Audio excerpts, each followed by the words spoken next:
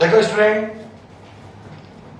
देखो यहाँ पर कि 5x प्लस 2y बराबर -3 और x प्लस 5y बराबर 4, ये क्वेश्चन नंबर 5 है। ये आपको खुद से करना है। अब ये सब आपको खुद से करना है। मैं आपको क्वेश्चन नंबर 6 कराता हूं। इसको हम लोग समीकरण 1 दे देंगे और उसका समीकरण 2 दे देंगे। ये छठा नंबर का सवाल ज्यादा अलग है क्योंकि यहां पर इसके हर में भी संख्या दी गई है, एक के अलावा 3 दी गई है, और यहां पर जो दूसरा समीकरण है उसमें भी हर में 4 दिया गया है। तो जब ऐसे सवाल होते हैं तो हम लोग को इसको पहले ही समीकरण 1 और 2 में विभक्त कर देना चाहिए। अब हम लोग लिखेंगे समीकरण 1 से, फिर समीकरण 1 वापस लिखेंगे 1/3x प्लस y बराबर 10/3। इसको देख के ज्यादा घबराने की जरूरत नहीं है। क्या करना है, हर में 3 है ना, तो दोनों पक्षों में 3 से गुणा कर दो। हर में 3 है ना, दोनों पक्षों में 3 से गुणा कर दो। तो लिखेंगे दोनों पक्षों में 3 से गुणा करने पर, दोनों पक्षों में 3 से गुणा किया।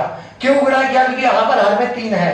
तो 1/3x गुणे 3 हो गया प्लस y गुणे 3 हो गया बराबर 10/3 है, उसमें भी 3 से गुणा कर दिया क्योंकि दोनों पक्षों में 3 से गुणा किया।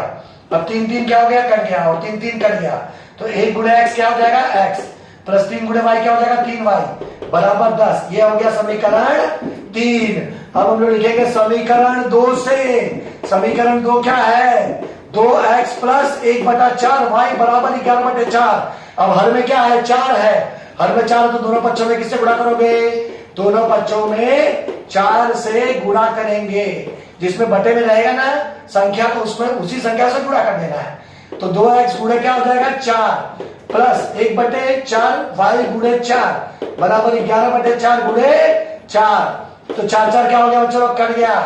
अब 2 चौक 8x प्लस 1 गुणे y हो गया बराबर 11, समीकरण 4 हो गया। अब हम लोग समीकरण 3 और समीकरण 4 को देखेंगे। समीकरण 3 और समीकरण 4 को देखेंगे। यहाँ पर x का चरांक समान है क्या, नहीं समान है। यहाँ पे 1x और यहाँ पे 8x समान नहीं है। फिर हम लोग y को देखेंगे। y के चरांक का गुणांक समान है क्या, नहीं है, क्योंकि यहाँ पर 3y और यहाँ पर 1y है।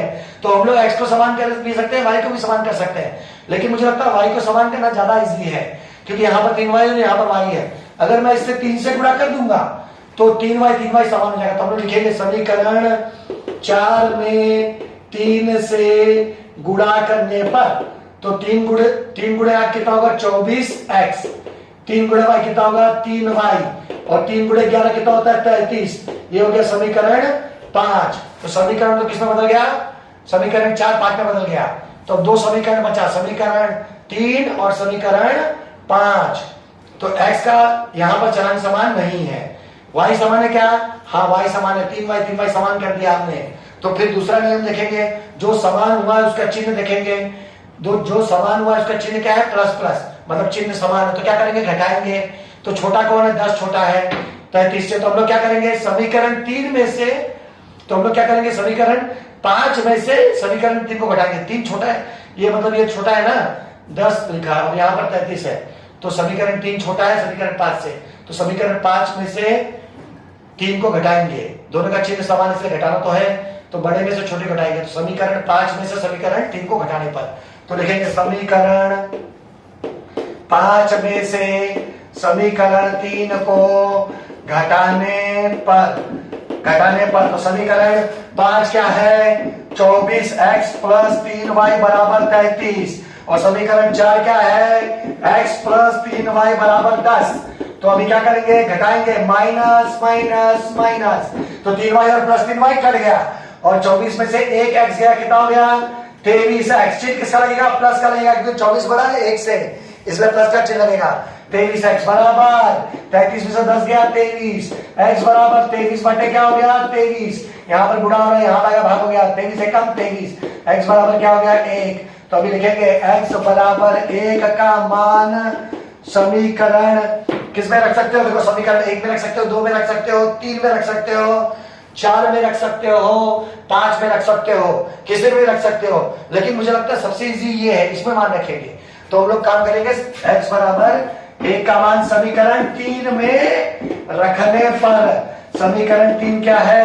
समीकरण 3 ये है x प्लस 3y बराबर 10। वैसे किसी भी समीकरण में रखोगे तो भी सेम ही मान आएगा, लेकिन हम लोग हार्ड क्यों करें, इसी करते हैं। x का मान क्या है? 1, तो x के ऊपर हमने 1 लिखा, x के ऊपर 1 लिखा, x प्लस 3y बराबर क्या हो गया? 10। अब 3y जैसे मैंने बोला था चलान बाएं तरफ और संख्या दाएं तरफ, तो प्लस 1 इधर आ जाएगा, प्लस 1 जब इधर आएगा तो माइनस 1 हो जाएगा, तो 3y बराबर क्या हो जाएगा बच्चे लोग? 3y बराबर हो गया 9, 10 में से गया 9, तो y बराबर क्या हो जाएगा? 9/3, क्योंकि यहाँ पर गुणा हो रहा है, यहाँ पर आएगा भाग हो जाएगा, 3 की आई 9, तो y बराबर क्या आ गया? 3। तो अब आंसर लिखेंगे x बराबर 1 तथा y बराबर 3 युगपत समीकरण का हल है। ओके, तो इसको कर लो। ये क्वेश्चन नंबर 6 हो गया। अब एक क्वेश्चन और करेंगे, फिर 8वां तुम लोग को होमवर्क आप लोगों को करना है, कमेंट में आंसर बताना है। Okay start. अब हम लोग क्वेश्चन नंबर 7 करेंगे। क्वेश्चन नंबर 7 जो है वो बाकी सब क्वेश्चन से अलग है, 7 और 8। यहां पर आप लोग ध्यान से देखोगे तो 99, 101, 99, 101, 101, 99 ऐसे दिया है, मतलब अंकों का परस्पर स्थान परिवर्तन हो रहा है। जब अंकों का परस्पर स्थान परिवर्तन होगा तो इसको यहीं पे समीकरण दे दो, समीकरण 1 और समीकरण 2। तो जब अंकों का परस्पर स्थान परिवर्तन होगा 99, 101, 101, 99, तो उसको गुणा करके बराबर मत करो। ऐसे टाइप के सवाल को हल करने के लिए समीकरण 1 और 2 को पहले बार जोड़ने का, दूसरे बार समीकरण 1 और 2 को घटाओ, तो जब जोड़ोगे तो समीकरण 3 मिल जाएगा, घटाओगे तो समीकरण 4 मिल जाएगा, फिर 3 और 4 को सॉल्व कर दोगे आसानी से सॉल्व हो जाएगा। तो हम लोग क्या करेंगे, समीकरण 1 तथा समीकरण 2 को जोड़ेंगे, जोड़ने पर तो जोड़ेंगे तो क्या लिखेंगे, 99x प्लस 101y बराबर 499 और 101x प्लस 99y बराबर 501। ये समीकरण 2 हो गया। तो हम लोग को क्या करना है, समीकरण 1 और 2 को जोड़ना है। हमको क्या परस्पर स्थान परिवर्तन वाला सवाल है, तो उसको एक बार जोड़ेंगे। तो 99 और 101 कितना होता है, 200, 200x प्लस 101 और 99 कितना होता है, 200y बराबर 499 और 501 होगा 1000। तो ऐसी संख्या लो जिसमें तीनों से भाग जाता हो, मैक्सिमम संख्या, मैक्सिमम ऐसा बड़ा नंबर लेंगे जिसमें दोनों पक्षों से आसानी से भाग चल जाए। तो 200 ऐसा नंबर है जिसमें तीनों से भाग जा रहा है, तो समीकरण के दोनों पक्षों में लिखेंगे, दोनों पक्षों में 200 से भाग देने पर, 200 से भाग देंगे, 200 से भाग देंगे तो क्या हो जाएगा x प्लस 200 से भाग देंगे तो क्या हो जाएगा y बराबर 200 से भाग देंगे तो कितना आएगा 5। ये हो गया समीकरण 3। देखो कितना इजीली बन गया समीकरण 3। अब क्या करेंगे, एक बार घटाना है, एक बार जोड़ना, एक बार घटाना है। तो जोड़ तो लिया हमने, अब घटाएंगे। तो छोटा क्या है 499 है, बड़ा क्या है 501 है, तो 501 में से 499 घटाएंगे, मतलब समीकरण 2 में से समीकरण घटाएंगे, घटाना तो है ही, तो किसमें से किसको घटाएंगे, छोटे को बड़े में से घटाएंगे, मतलब समीकरण 2 में से समीकरण 1 को घटाने पर। तो समीकरण 2 में से समीकरण 1 को घटाने पर तो 101x प्लस 99y बराबर 501 दिया है, और समीकरण 1 पे क्या दिया, 99x प्लस 101y बराबर कितना दिया है 499।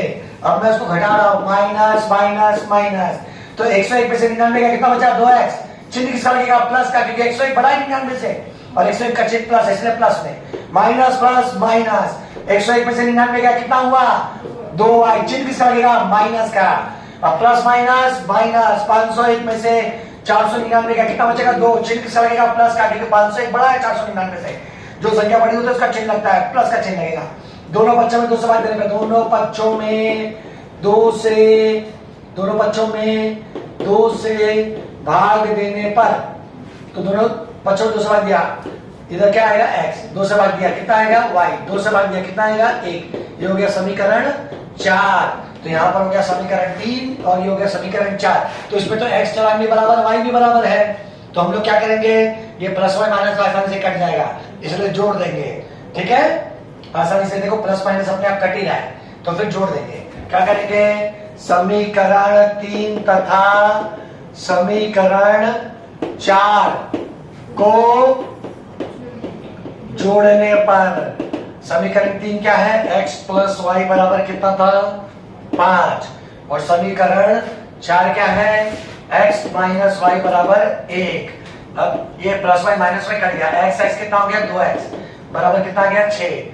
दोनों पक्षों में 2 से भाग देने पर लिख देना है, 2 यहां पर क्या भाग हो गया, x बराबर 6/2, 2 तिहाई 6, x बराबर 3। तो पहला आंसर आ गया x बराबर 3। तो x बराबर 3 का मान समीकरण किसमें रखोगे, 1 में रख सकते हो, 2 में रख सकते हो, 3 में रख सकते हो, 4 में रख सकते हो। मुझे तो 3 ज्यादा इजी लग रहा है तो 3 में रखते हैं। समीकरण 3 में रखने पर समीकरण 3 क्या है, समीकरण 3 है x प्लस वाई बराबर 5। तो x क्या है 3 प्लस y बराबर क्या आ गया 5। तो y बराबर क्या आ गया 5 माइनस 3 प्लस 3 जरा माइनस 3, y बराबर क्या आ गया 2। तो अभी हम लोग लिखेंगे कि x बराबर 3 तथा y बराबर 2 युगपत समीकरण का हल है। तो ये हो गया क्वेश्चन नंबर 7वां। देखो स्टूडेंट, अभी एक प्रॉब्लम है, ये भी वैसे ही है, इसमें भी अंकों का परस्पर स्थान परिवर्तन हो रहा है। तो इसको भी हम लोग समीकरण 1 दे देंगे और समीकरण 2 दे देंगे, ठीक है। तो इस टाइप के सवाल में भी देखो यहाँ पे 49, 57, 57, 49 इस टाइप के सवाल रहेंगे। तो इसमें भी अंकों का स्थान परिवर्तन हो रहा है, तो समीकरण 1 और 2 दे दिया, तो एक बार जोड़ेंगे एक बार घटाएंगे। तो हम लोग क्या करेंगे, जिसमें अंकों का स्थान परिवर्तन हो रहा है उसको एक बार जोड़ेंगे। तो लिखेंगे समीकरण 1 तथा समीकरण 2 को जोड़ने पर, ठीक है। तो हम लोग समीकरण 1 और 2 को जोड़ेंगे तो 49x माइनस 57y बराबर 172 और 57x माइनस 49y बराबर 252। तो एक बार जोड़ेंगे तो जोड़ने पर 49 और 57 कितना होता है 106x, चिन्ह किसका रहेगा प्लस का, माइनस माइनस प्लस, 57 और 49 कितना होता है 106y, चिन्ह किसका लगेगा माइनस का, क्यों 57 बड़ा है। अब प्लस प्लस प्लस होता है 172 और 252 को जोड़ दो, 2 2 4, 7 और 5 12 के 2 हाथ लगे 1, 1 और 3 4, हाँ 1 और यहाँ पर 3, 1 और 2 3 और 1 तो हाथ लगे भाई, ठीक है। तो कितना हो गया 4। तो दोनों पक्षों में क्या करेंगे, दोनों पक्षों में 106 से भाग देने पर, दोनों पक्षों में 106 से भाग दे दो। यहाँ पे 106 से भाग दिया x आया, 106 से भाग दिया y आया, 106 से भाग दिया कितना का 4, समीकरण कितना हो गया 3। अब हम लोग क्या करेंगे, घटाएंगे। पहले एक बार जोड़ना था एक बार घटाना था इस टाइप के सवाल में। तो छोटा ये है ये बड़ा है, तो बड़े में से छोटे को घटाएंगे। तो लिखेंगे समीकरण 3 में से, नहीं समीकरण 2 में से, समीकरण 2 में से समीकरण 1 को घटाना है। समीकरण 2 में से समीकरण 1 को घटाने पर, एक बार जोड़ना है एक बार घटाना है। देखो यहाँ पर जोड़ दिया घटाना है, तो जो बड़ा है उसको ऊपर लिखेंगे 57x माइनस 49y बराबर 252 और जो छोटा है 49x माइनस 57y बराबर कितना 172। तो क्या करेंगे इसको एक बार घटाएंगे, इस बार minus minus minus plus minus. तो 57 में से 49 गया 8x, चिन्ह किसका लगेगा प्लस का क्योंकि 57 बड़ा है, माइनस प्लस माइनस 57 में से 49 गया 8y, चिन्ह लगेगा प्लस का, ठीक है। 57 बड़ा है बराबर है 252 में से ये गया 80 बचा, ठीक है 172 गया 80 बचा।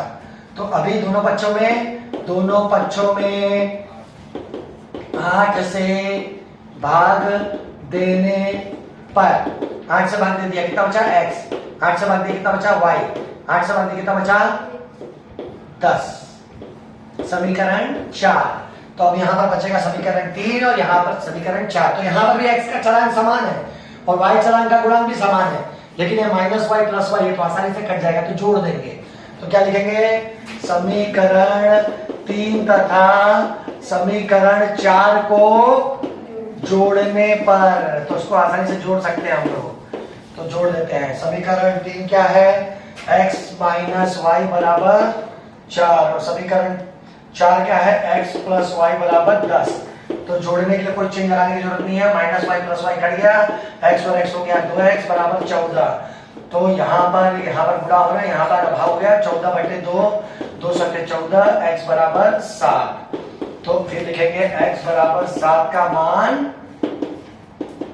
समीकरण किसमें आ सकता है, 3 में भी आ सकता है, 4 में भी आ सकता है, 1 में आ सकता है, 2 में आ सकता है, लेकिन हम लोग 4 ज्यादा इसी लग रहा है, देखो यहाँ पर 3 से ज्यादा इसी 4 लग रहा है, तो 4 में रखने पर, तो समीकरण 4 क्या है, समीकरण 4 है x प्लस वाई बराबर 10, x प्लस वाई बराबर 10, x क्या है 7 प्लस वाई बराबर 10, तो 7 यहाँ पे आ गया, y बराबर 10 माइनस 7, y बराबर क्या आ गया 3।